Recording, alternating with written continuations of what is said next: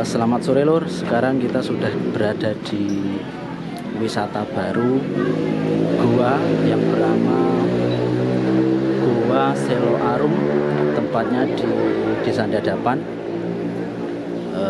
Nanti kita akan menemui salah satu yang berada di sini yang mungkin nanti kita bisa cari tahu info lebih lanjutnya. Kita langsung masuk saja, nanti kita bisa temui itu ada penjaganya. Nanti kita cari tahu lebih lanjut kapan gua ini dibuka, ataupun mungkin ada hal-hal menarik yang dapat kita cari tahu. Oke, langsung saja kita masuk ke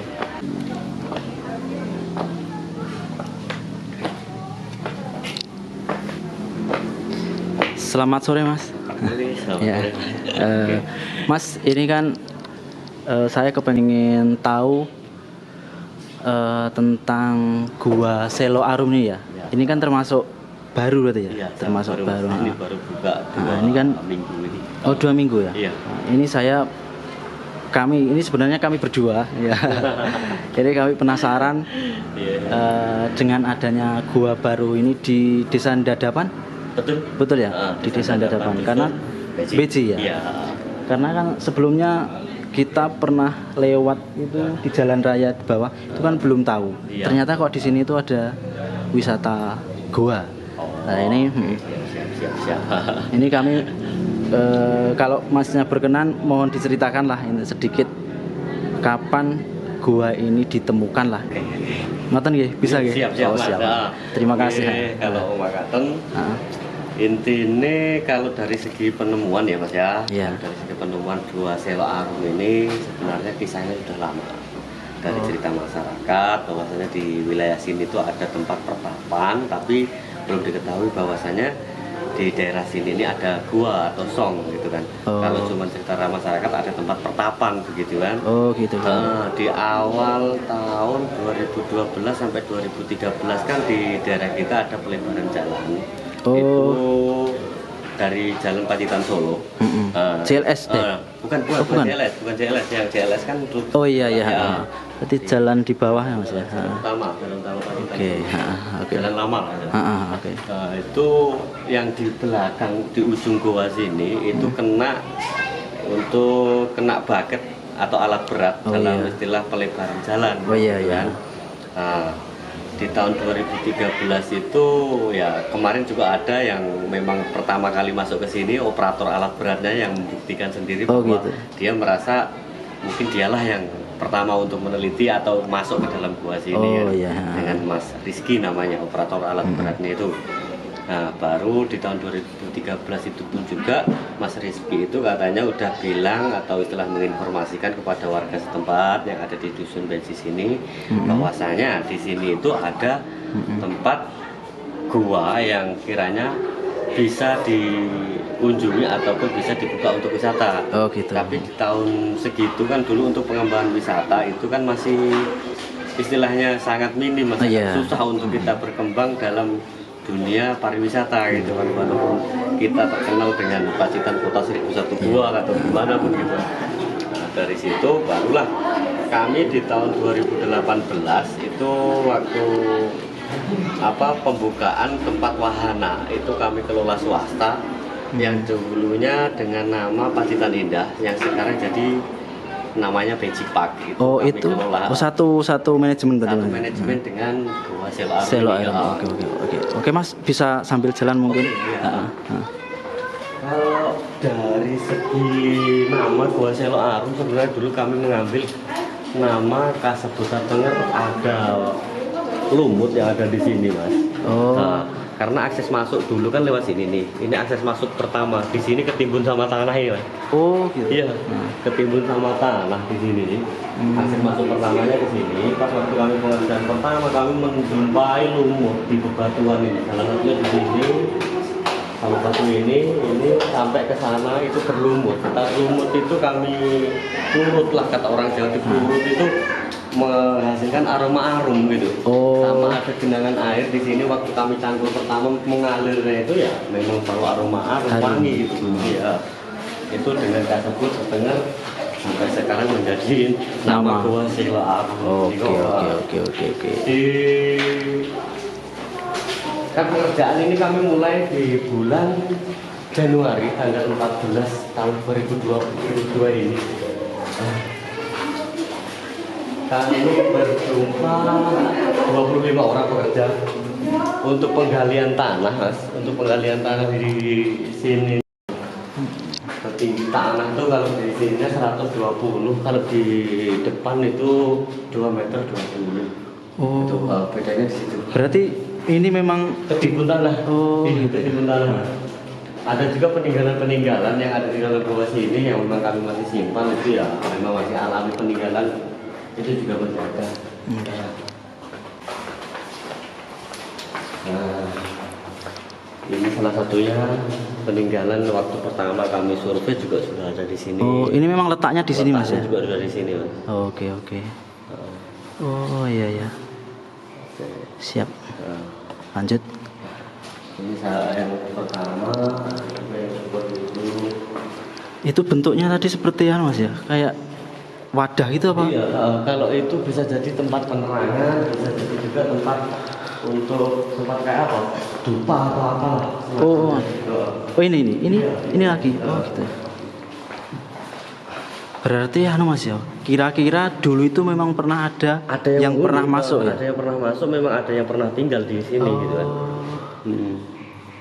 Oke, siap. Ini yang kedua, atau juga yang ketiga sana udah membantu juga ada. Pas waktu kami survei di bulan Desember itu, ya kami kan namanya baru pertama kali ya. Baru pertama kali itu kami kesulitan ada di posisi ini. Oh, di sini Mas ya? Karena di sini ada genangan air yang istilahnya menghambat kami untuk melakukan survei, meneliti kedalaman sampai Nah, jadi ini kenapa kami buat yang sekecil ini dibuat kolam di sini, ada maknanya, ada maksudnya juga. Waktu di konsep awal sebenarnya di sini ini mau kami buat kolam, jadi mau kasih kita jembatan. Jadi istilahnya meninggalkan unsur alami yang waktu pertama kali kita temukan. Masuk ke dalam proses itu gitu. Tapi kok akhirnya tidak jadi di tidak jadi ya.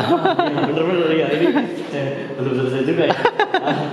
Waktu kami mau istilahnya membuat sini kolam, kan ada kemajuan untuk penyelesaian istilah pengerjaan sampai jadinya gua ini gitu kan. Kalau gitu. Perencanaan di awal sebenarnya konsepnya masih lama Mas untuk dibukanya.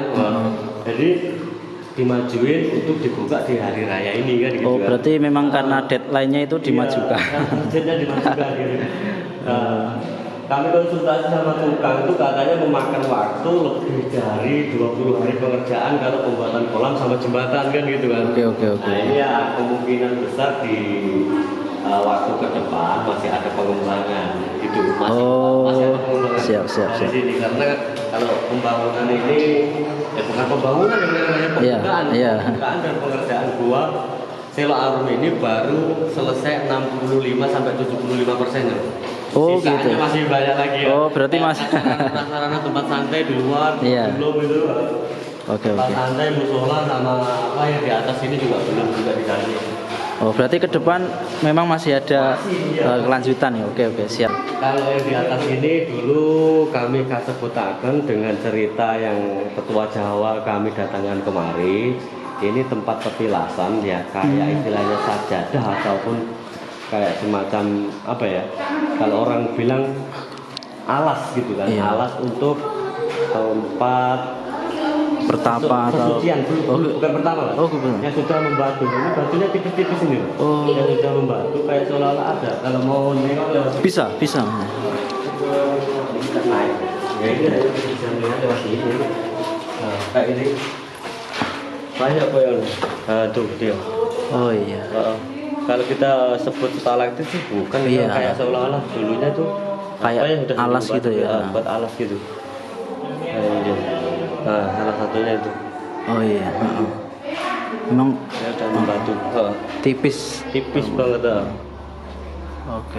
Itu Terus cerita masyarakat kami juga mengatakan bahwa saya di sini dulu tempat pertapa, tapi orang dibilang pertapa itu nggak dibilangkan di dalam gua gitu kan, dibilangnya di luar. Di luar di selatan gua sini yang di gunung atas sana kan ada batu lagi masih agak melebar gini ya, agak apa ya, dibilang agak datar gitu, agak datar. Disebutnya di situ. Tapi pas waktu kami dapat informasi di sini ada gua, kami percaya bahwa ada di sini tempat pertapa sejatinya gitu. Oh gitu. Yang untuk tempat pertapa kami kasih sebutakan pertama ya memang satu-satunya ya ini mas. Ini tempat pertapa. Oh iya. Kalau yang di atas ini yang di sebelah kanan ujung tempat kita masuk ini tempat pawajangan. Kami sebutkan ya tuh. Nah, terus mas, saya penasaran yang pertama kali sampaikan pertama kali ditemukannya itu. Oke.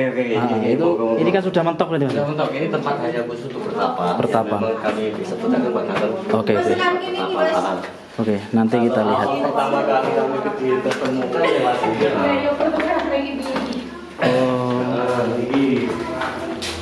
Ini sekarang untuk yang bawah situ itu kan udah mentok kan mas? Itu ada cahaya mas. Itu cahaya alami itu. Iya. Nah itu dia. Itu udah cahaya yang bekas pelebaran jalan. Yang bukan yang terkena alat berat. Itu ya. Untuk pelebaran jalan dan si Mas Rizky operator alat beratnya itu waktu pertama kali gue lewat sini. Lewat sini nih. Cerita Mas Rizky begitu. Itu dia. Iya. Tapi yang bikin kami dulu unik mas sebenarnya nggak dari sini. Setelah ini diketemukan kan waktu pengerjaan kami menemukan lagi di bawah ini. Yang saya senter ini sebenarnya dulu masih ada lorong lagi mas. Oh itu? Iya. Ada lorong lagi. Masuk ada lorong masuk ke dalam. Tapi lewatnya di bawah jalan aspal. Oh. Di bawah. Setelah kami menggali 2 meter ke dalam, ini ketebalan aspal sama dinding gua yang ini cuma 180 cm. Kami waktu minta izin sama owner itu nggak boleh, ternyata nggak ada 2 meter ketebalan batu sama tanah yang ada. Oh berarti bahaya. Bahaya. Oh bahaya. Setelah di situ sama owner nggak boleh, kami tutup suruh semenisasi demi keamanan bersama daripada nanti ada anak-anak yang masuk nggak menggunakannya yang nggak bertanggung jawab bisa membahayakan mereka kan gitu. Makanya disuruhnya nutup suruh semenisasi. Terus yang air ini buat akses kami keluar masuk material. Oh ya itu ada bekasnya. Kita lanjut ke lokasi tempat pertapaan berarti mas, yang mentok itu tadi. Oke, coba kita lihat ke sana. Yang kami sebut dengan tempat pertapaan. Pertapaan ada di sini. Nah, ini memang tempatnya ya begini. Oh ini? Ini tempat pertapaan yang kami sebutkan. Yang paling ujung sebenarnya paling ujung sendiri ada di sini dari Gua Selo Arum ini. Ini tempat yang paling ujung dari Gua Selo Arum dikasebutakan tempat pertapaan. Oh berarti kira-kira mas ya. Tadi kan di awal sebenarnya cerita masyarakat itu sudah ada. Iya. Cuma kan yang beredar di masyarakat itu tempat pertapaannya itu malah di luar ya? Malah di luar, di atas gunung selatan dari pintu gua ini. Itu ada batu yang mendatar gitu, itu tempat pertapanya cerita masyarakat kan begitu. Nah, setelah kami menemukan dan mengerjakan pengerjaan gua istilahnya pembukaan lah. Yeah. Itu baru ya ternyata kami mempercayai di sini gitu karena gitu. Dari segi peninggalan kan ada yang seperti tadi itu. Oh iya betul. Kalau bukan tempat untuk istilahnya apa ya kebutuhan spiritual nggak mungkin ada peninggalan kan gitu kan. Ya, intinya dari kata-kata itu aja kita udah bisa menelisik bahwasanya di sini memang ada kehidupan, ada yang menghuni, entah itu seperti apa yang kami percaya dalam legenda kami adalah tempat pertapaan. Gitu. Seperti halnya tadi, nanti kita konsep lagi di depan. Oh depan. Oh, oke. Kenapa kami membuat patung itu dan kenapa intinya sampai begitu? Gitu. Di depan tadi ada 2 patung kan? Ada 2 patung, terus yang di bawah ada 1 patung lagi. Ini patungnya salah satu. Ini patung yang gitu. Oke, lanjut. Oke. Pada jalan itu kan yang namanya alat gitu kan itu pas yang ada di sudut ada di ujung yang ujung tadi ada air Itu ya namanya. Salah kira aja kan bukan potong. Tidak, ini tanah ini dulu. Di sini ini tanah, di bawah sini tanah agak naik ke sana, baru sini naik gitu. Ini tanah di bawah ini, makanya dia melebar gini tuh karena dikarenakan untuk stalaktiknya nggak bisa turun ke bawah. Kalau penggalian kami yang tanahnya segini nih, bukan tanah timbunan. Saat ini disemprot ya Mas ya? Iya. Biar tanahnya. Yang kami sesali sebenarnya satu, lumut yang berbau harum itu hilang. Nah. Kami semprot. Ada di sana itu dulu berlumut, agak ya kayak kuning-kuning hijau-hijauan gitu. Itu waktu pertama kami sebut tetenger jeneng Gua Selo Arum dari lumut nih gue. Ya kan namanya juga kami pengerjaan untuk pengeluaran tanah ya Bu ya. Kami keluarkan tanah kan kotor dulu, kami kemudian ini nggak berupa batu gini, kan masih kotor dulu. Kami semprot gitu, ya semprot yang mudah-mudahan suatu saat ini timbul lagi ini. Kata peneliti masih bisa timbul loh. Masih bisa timbul tapi nggak tahu lamanya seberapa gitu. Pasti timbul katanya. Iya. Sayangnya harusnya hilang. Harusnya hilang, cuman ya kadang-kadang timbul sendiri ya. Iya. Tapi tekniknya gimana udah? Lembut-lembut. Di sini batunya dari situ ini terus yang itu sampai sini nih ya. Ini terakhir kali yang berlumut dulu. Nah ini setelah masih kayak gini loh lumutnya tuh. Nah ini lebih kuning, ada kuningnya gitu. Ini mau tumbuh rasanya mungkin tapi nggak tahu. Ya mudah-mudahan nanti bisa tumbuh lagi.